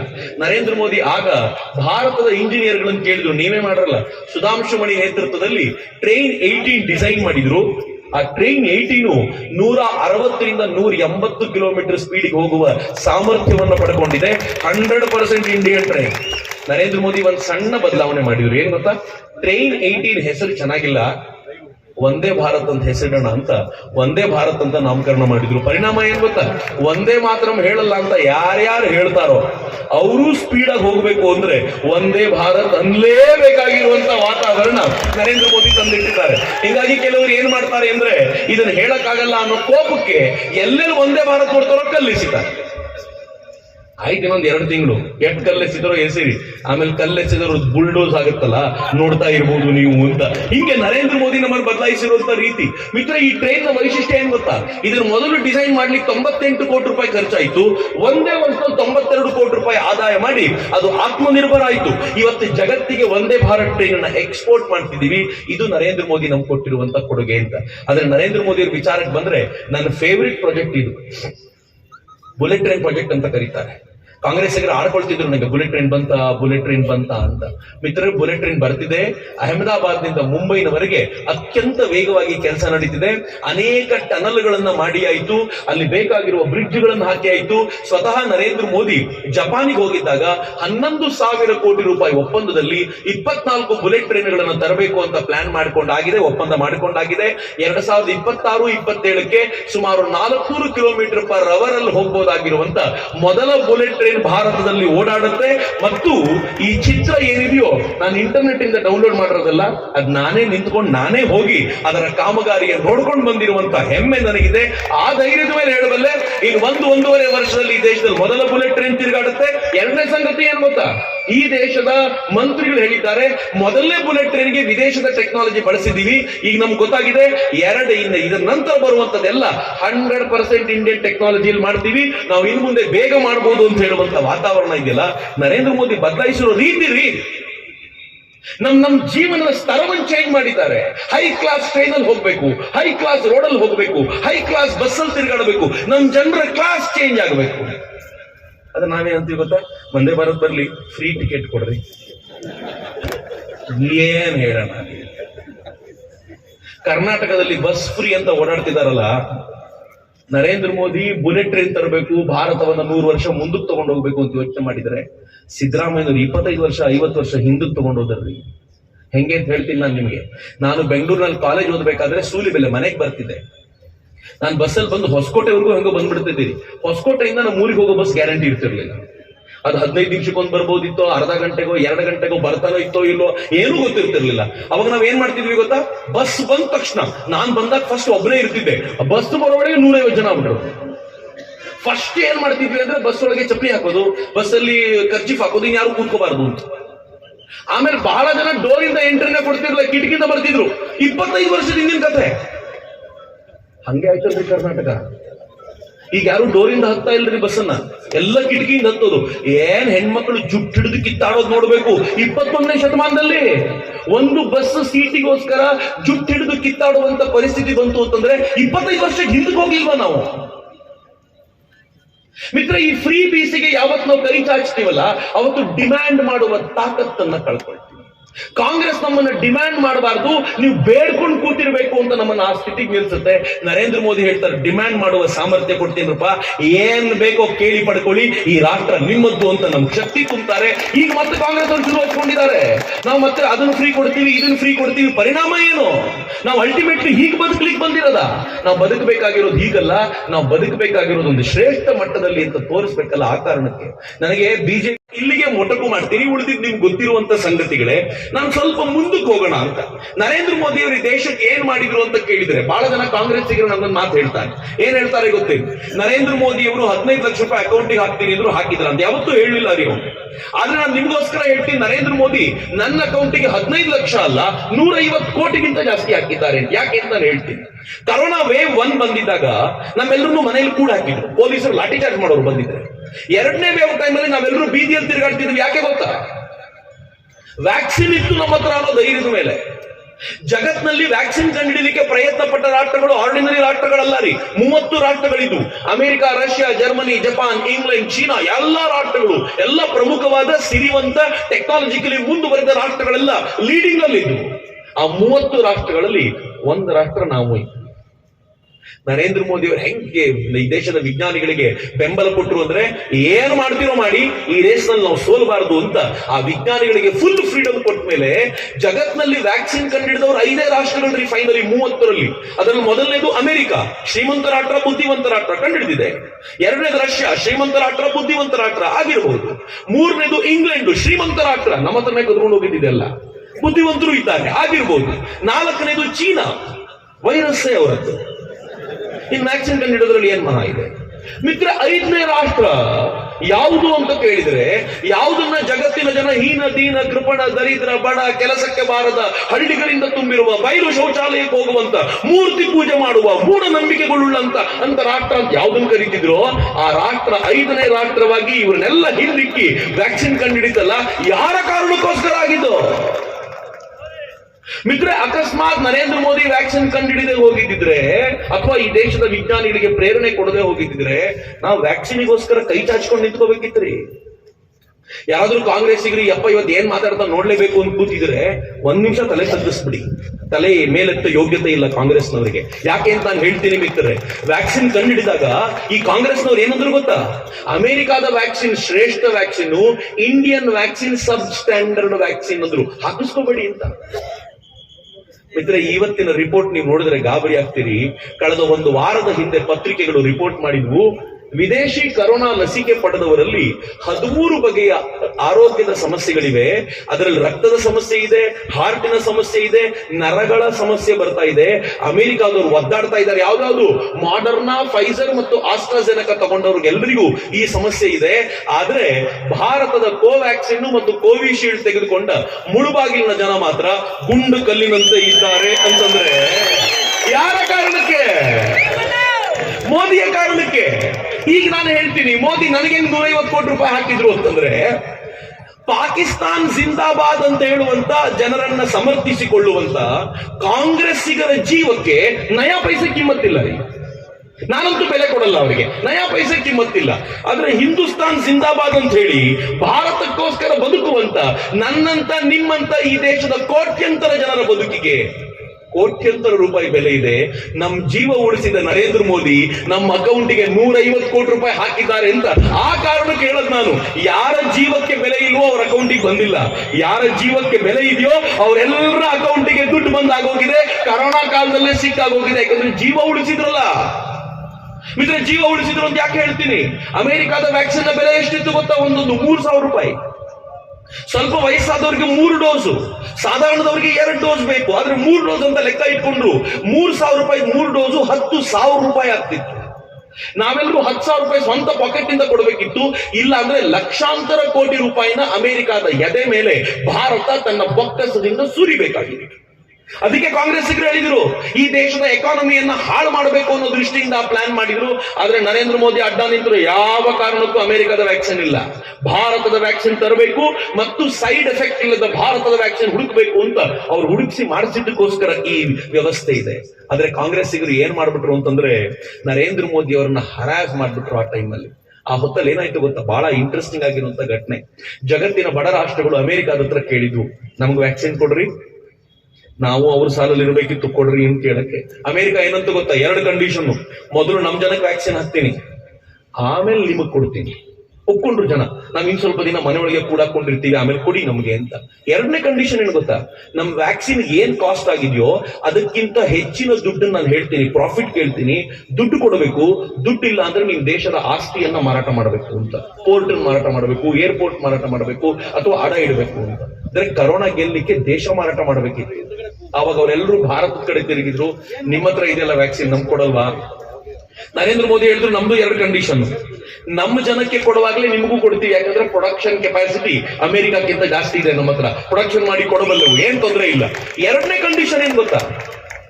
ವ್ಯಾಕ್ಸಿನ್ ಪ್ರೊಡಕ್ಷನ್ಗೆ ಎಷ್ಟು ಕಾಸ್ಟ್ ಆಗಿದೆಯೋ ಅದ್ರ ಮೇಲೆ 1 ರೂಪಾಯಿ ಲಾಭ ಬೇಡ ಕಣ್ರಪ್ಪ, 249 ರೂಪಾಯಿ ಆಗತ್ತೆ, ಅಷ್ಟು ಕೊಟ್ರೆ ಸಾಕು ನಮಗೆ ಅಂತ ಬರೀ 249 ರೂಪಾಯಿ ಕೊಡ್ತೀನಿ ಅಂತ ಒಪ್ಪಿಕೊಂಡಾರ ಆಗ್ತಾರೆ. ಚಪ್ಪಾಳೆ ಸ್ವಲ್ಪ ಬೇಗ ಹೊಡೆದ್ರಿ ನೀವು. ಇನ್ನೊಂದು ಕೇಳೋದಿದೆ ನಿಮ್ಗೆ, ಇನ್ನೊಂದು ಹೇಳಿದ್ರೆ ಇನ್ನೂ ಖುಷಿ ಆಗ್ತೀರಾ ನೀವು. ಆಗ ಆ ರಾಷ್ಟ್ರಗಳು ಹೇಳಿದ್ವು 249 ರೂಪಾಯಿ ಇಲ್ವಲ್ಲ. ಮೋದಿ ಏನಂದ್ರು ಗೊತ್ತಾ? ಯಾವ ರಾಷ್ಟ್ರಗಳ ಬಳಿ ವ್ಯಾಕ್ಸಿನ್ ಕೊಂಡ್ಕೊಳ್ಳಿಕ್ಕೆ ದುಡ್ಡಿಲ್ವೋ ಅವರಿಗೆ ಉಚಿತವಾಗಿ ಭಾರತ ಕೊಡುತ್ತೆ ಅಂತ ಹೇಳ್ತಲ್ಲ ಜಗತ್ತಿನ ಏಕೈಕ ರಾಷ್ಟ್ರ. ಈಗ ನನಗೆ ಹೇಳ್ರಿ, ಒಂದ್ ಡಬ್ಬಾ ಪ್ರಾಡಕ್ಟ್ ಮೇಲೆ ಪ್ರಾಫಿಟ್ ಮಾಡಿದ್ರೆ ಜನ ಶಭಾಷ್ ಅನ್ನುವಾಗ ಜೀವ ಉಳಿಸೋ ಔಷಧಿಯನ್ನು ಉಚಿತವಾಗಿ ಕೊಡ್ತೀನಿ ಅಂದ್ರೆ ಚಪ್ಪಾಳೆ ತಡ್ತಿರಲ್ಲ ನೀವು. ಯಾಕೆ ಗೊತ್ತಾ? ಹಿಂದೂ ಸಂಸ್ಕೃತಿ ಹಂಗಿದೆ. ಜಗತ್ತಿನಲ್ಲಿ ಎಲ್ಲೆಲ್ಲಿ ಜನ ಇದ್ದಾರೋ ಅವರೆಲ್ಲರೂ ಸುಖವಾಗಿರ್ಲಿ ಅಂತ ಪ್ರಾರ್ಥಿಸುವಂತ ಜಗತ್ತಿನ ಏಕೈಕ ಸಂಸ್ಕೃತಿ ನಮ್ದು. ಆ ಕಾರಣಕ್ಕೆ ಮುಳುಬಾಗಿಲಿನ ಜನ ಚಪ್ಪಾಳೆ ಹೊಡಿತಾರೆ. ಪ್ರಾಫಿಟ್ ಬೇಕಾಗಿಲ್ಲಪ್ಪ, ನಮ್ಗಿದು ಬೇಕು ಅಂತ. ಬರೀ ನರೇಂದ್ರ ಮೋದಿ ಮಾತ್ರ ಈ ಹಿಂದೂ ಸಂಸ್ಕೃತಿಗೆ ಬದುಕಿದವರಲ್ಲ. ಮುಳುಬಾಗಿನಲ್ಲಿ ಕೊನೆಯಲ್ಲಿ ಕೂತಿರುವ ಒಬ್ಬ ಸಾಮಾನ್ಯ ವ್ಯಕ್ತಿಯೂ ಕೂಡ ಈ ಸಂಸ್ಕೃತಿಗೆ ತಕ್ಕಂತೆ ಬದುಕ್ತಾನಲ್ಲ. ಪರಿಣಾಮ ಏನಾಯ್ತು ಗೊತ್ತಾ? ಈ ದೇಶ ಜಗತ್ತಿನ 100ಕ್ಕೂ ಹೆಚ್ಚು ರಾಷ್ಟ್ರಗಳಿಗೆ 30 ಕೋಟಿಗೂ ಹೆಚ್ಚು ವ್ಯಾಕ್ಸಿನ್ ಕಳಿಸ್ಕೊಡ್ತು. 20ಕ್ಕೂ ಹೆಚ್ಚು ರಾಷ್ಟ್ರಗಳಿಗೆ ಉಚಿತ ವ್ಯಾಕ್ಸಿನ್ ಕೊಡ್ತು. 150ಕ್ಕೂ ಹೆಚ್ಚು ರಾಷ್ಟ್ರಗಳಿಗೆ ನಾವು ಕರೋನಾ ಸಂಬಂಧಿತ ಔಷಧಿ ಕೊಟ್ಟಿವಿ. ಕೇಳೋ ರಾಷ್ಟ್ರ ಕೊಡೋ ಮಟ್ಟಿಗೆ ಬಂದ್ಬಿಡ್ತು. ಕಾಂಗ್ರೆಸ್ನವ್ರು ಗಲಾಟೆ ಮಾಡಿದ್ರು, ಎಲ್ಲ ಬೇರೆಯವ್ರಿಗೆ ಕೊಡ್ತಾ ಇದ್ದೀರಾ ನೀವು ಅಂತ. ನರೇಂದ್ರ ಮೋದಿ ಆ ಕಿರಿಕಿರಿ ತಾಳ್ಲಾಗದೆ ಹೊರಗಡೆ ಕಳಿಸೋದನ್ನ ಸ್ಟಾಪ್ ಮಾಡ್ಬಿಟ್ರು. ಆಗ ಬ್ರೆಜಿಲ್ನವರು ಗಲಾಟೆ ಮಾಡಿದ್ರು, ನಮಗೆ ನೀವು ಕಳಿಸ್ಕೊಡ್ತೀರಾ ಅಂತ ಕೈ ಚಾಚ್ಕೊಂಡು ಕಾಯ್ಕೊಂಡು ಕೂತಿದ್ವಿ, ನೀವು ನೋಡಿದ್ರೆ ಸ್ಟಾಪ್ ಮಾಡ್ಬಿಟ್ರಿ. ಈಗ ನಮ್ ಜನರ ಜೀವದ ಮೇಲೆ ನಿಮ್ ಕಾಳಜಿನೇ ಇಲ್ವಾ ಅಂತ ಕೇಳಿದಾಗ ತುಂಬಾ ಬೇಸರದಿಂದ ನರೇಂದ್ರ ಮೋದಿ ಏನ್ ಮಾಡಿದ್ರು, ಆಯ್ತು ನಾನು ಕಳಿಸ್ತೀನಿ ಅಂತ ಒಂದು ಕನ್ಸೈನ್ಮೆಂಟ್ ಕಳಿಸ್ಕೊಟ್ರು. ಇಂಟ್ರೆಸ್ಟಿಂಗ್ ಸ್ಟೋರಿ ಇದು. ಮೇಲಿನ ಚಿತ್ರ ಇದೆಯಲ್ಲ, ವಿಮಾನದಲ್ಲಿ ಮೊದಲನೇ ಕನ್ಸೈನ್ಮೆಂಟ್ ಹೋಯ್ತು ಅವರಿಗೆ. ಆ ಕನ್ಸೈನ್ಮೆಂಟ್ ಹೋದ ತಕ್ಷಣ ಅಲ್ಲಿನ ಅಧ್ಯಕ್ಷ ಬೋರ್ಸೆಲ್ಲಾರೋ ಏನಂತ ಟ್ವೀಟ್ ಮಾಡಿದ ಗೊತ್ತಾ? 2ನೇ ಚಿತ್ರ ಏನ್ ಕಾಣ್ತಾ ಇದೆ ಟ್ವೀಟ್ ಮಾಡಿದ. ಆ ಚಿತ್ರದಲ್ಲಿ ಏನಿದೆ ಗೊತ್ತಾ? ಎಕ್ಸ್ಪ್ಲೈನ್ ಮಾಡ್ತೀನಿ. ಆ ಕಡೆ ನೋಡಿ, ಸಂಸ್ಕೃತದಲ್ಲಿ ಮತ್ತು ಇಂಗ್ಲಿಷ್ ನಲ್ಲಿ ಧನ್ಯವಾದ ಭಾರತ್ ಅಂತ ಬರ್ದಿದ್ದಾರೆ. ಕೆಳಗಡೆ ಬ್ರೆಜಿಲ್ ನಲ್ಲಿ ಒಬ್ರಿಗಾಡೋ ಇಂಡಿಯಾ ಅಂತ ಬ್ರೆಜಿಲಿಯನ್ ಭಾಷೆಯಲ್ಲಿ ಬರೆದಿದ್ದಾರೆ. ಇನ್ನು ಮುಗ್ದಿಲ್ಲ. ಆ ಚಿತ್ರದ ಈ ಭಾಗದಲ್ಲಿ ಭಾರತ ಇದೆ, ಆ ಭಾಗದಲ್ಲಿ ಬ್ರೆಜಿಲ್ ಇದೆ. ಮಧ್ಯ ಸಂಜೀವಿನಿ ಪರ್ವತ ಹೊತ್ತ ಆಂಜನೇಯ ಭಾರತದಿಂದ ಬ್ರೆಜಿಲ್ಗೆ ಹಾರುವಂತ ಚಿತ್ರ ಶೂಟ್ ಮಾಡಿದ್ದಾರೆ. ನೀವು ಬೇಕಿದ್ರೆ ಅವನ ಅಕೌಂಟಿಗೆ ಹೋಗಿ, ಟ್ವಿಟರ್ ಅಕೌಂಟಿಗೆ ಹೋಗಿ ನೋಡಿದ್ರೆ ಗೊತ್ತಾಗುತ್ತೆ. ಬರೀ ಸಂಜೀವಿನಿ ಪರ್ವತ ಅಷ್ಟೇ ಇಟ್ಟಿಲ್ಲ, ಅದ್ರ ಮೇಲೆ ಒಂದು ಸಿರಿಂಜ್ ಇಟ್ಟು ಏನ್ ಹೇಳಿದ್ದಾರೆ ಅಂದ್ರೆ, ಈಗ ಸಂಜೀವಿನಿ ಸ್ವಲ್ಪ ಬೇರೆ ಆಗಿದೆ, ಸಿರಿಂಜ್ ರೂಪದಲ್ಲಿ ಬ್ರೆಜಿಲ್ಗೆ ಬರ್ತಿದೆ ಅಂತ. ಏನ್ರಿ ಈ ದೇಶದ ಪ್ರಧಾನಿ ಏನ್ ಮಾಡ್ಬಿಟ್ಟ ಪುಣ್ಯಾತ್ಮ. ಮಿತ್ರ, ನನಗೆ ಖುಷಿ ಏನ್ ಗೊತ್ತಾ? ಬ್ರೆಜಿಲ್ ಎಲ್ಲಿವರೆಗೂ ಬದುಕಿರುತ್ತೋ ಅಲ್ಲಿವರೆಗೂ ಬ್ರೆಜಿಲ್ನ ಇತಿಹಾಸಕಾರರು ಪಠ್ಯ ಪುಸ್ತಕದಲ್ಲಿ ಬರೀತಾರೆ, 2020ರ ದಶಕದಲ್ಲಿ ನಮ್ ಜೀವ ಉಳಿಸಿದ ರಾಷ್ಟ್ರ ಭಾರತ, ಅದನ್ನ ನಾವು ಯಾವತ್ತೂ ಮರಿಬಾರದು ಅಂತ ನಮ್ಮ ಬಗ್ಗೆ 4 ಗೌರವದ ಮಾತನಾಡ್ತಾರಲ್ಲ, ಅದಕ್ಕೆ ಕಾರಣವಾಗಿದ್ದು ಈ ದೇಶದ ಪ್ರಧಾನಿ. ಮಿತ್ರ, ಈ ದೇಶದ ಪ್ರಧಾನಿ ಎಷ್ಟೆಲ್ಲ ಮಾಡಿದ್ದಾರೆ ಅಂತ ನಾನು ಹೇಳ್ತಾ ಹೋದ್ರೆ ಅಸಂಖ್ಯವಾಗುತ್ತೆ.